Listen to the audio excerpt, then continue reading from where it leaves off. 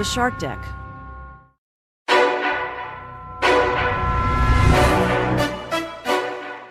Hello and welcome to Palace Intrigue. I am your host, Mark Francis.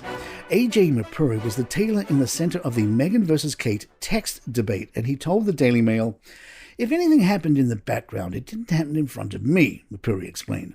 "But yes, weddings are stressful at the best of times, and especially one at this high level. You've got to respect that.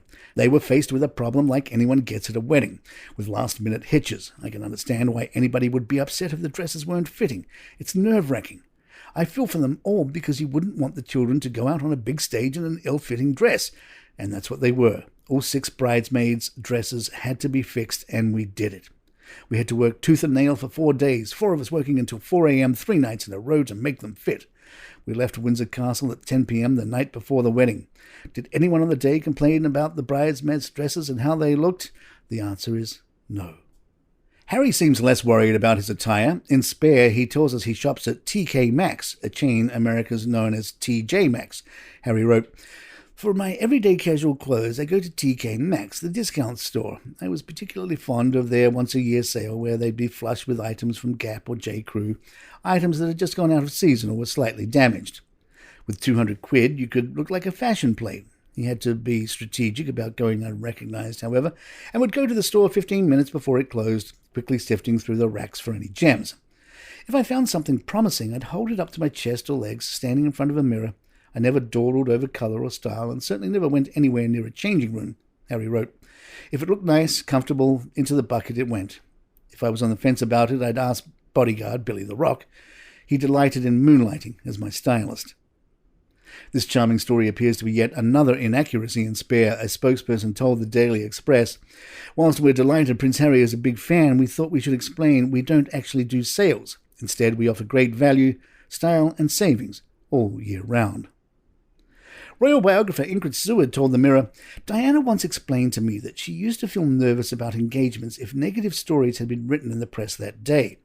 She imagined people would judge her by what they had read rather than how she presented herself in real life. She need not have worried, as she charmed everyone anyway, regardless of what had been said about her. The current Princess of Wales is the same. Whatever Prince Harry wrote that made her sound petty and difficult will be ignored the moment people see her in the flesh. She has the same magic as her late mother-in-law, the flashing smile, the ability to chat to anyone, and her empathy with children. The King has also adopted a very warm and friendly demeanour since the Queen died. He shakes hands, chats, smiles, and always has a little joke to share. His son William has always been the same. He has an uncanny ability to relate to people of all types and ages, and I feel certain that today everyone will be willing them all to do their bit and give them vocal encouragement." Palace Intrigue will be right back. The New York Times pointed out the British aren't the only one with royal drama. Take, for example, Norway. The Times reminds us of last November when Princess Martha Louise relinquished royal duties to focus on her alternative medicine business with her fiancé, Durek Verrett, a celebrity shaman whose clients have included Selma Blair and Nina Dobrev. It was the latest in a series of controversies stemming from the princess' relationship with Mr. Verrett, who suggested in his 2019 book, Spirit Hacking, that cancer was a choice. The self-described 6th-generation shaman also sells a Spirit Optimizer medallion on his website that he claims helped him recover from COVID-19. For her part, Martha Louise has frequently suggested that she can communicate with animals and angels. Or Denmark, where Charles has a kindred spirit when it comes to slimming down the monarchy. Queen Margrethe II announced that she had discontinued royal titles for the children of her second son, Prince Joachim, meaning that her grandchildren in that line, Nikolai, 23, Felix, 20, Henrique, 13, and Athena, 10, would not be princes or princesses. She ruffled some familial feathers in the process, sparking a tit-for-tat saga that played out in the Danish news media. And then there is Thailand, the Times writes.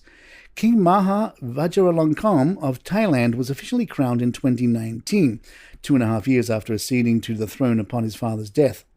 The king has been married 4 times and has publicly courted untold mistresses. When he was crown prince, he appointed his pet poodle, Fufu, to the role of Air Chief Marshal.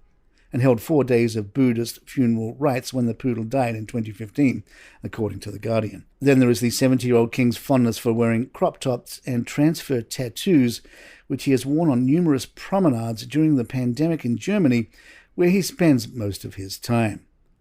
Sounds like he could be a fun subject for a second podcast. And there you have it. If you'd like to email us, our address is thepalacintrigue@gmail.com. Please follow us on Spotify, iTunes, Google Podcasts, wherever you get your favorite shows. I'm Mark Francis. My thanks to John McDermott. This is Palace Intrigue, and good times.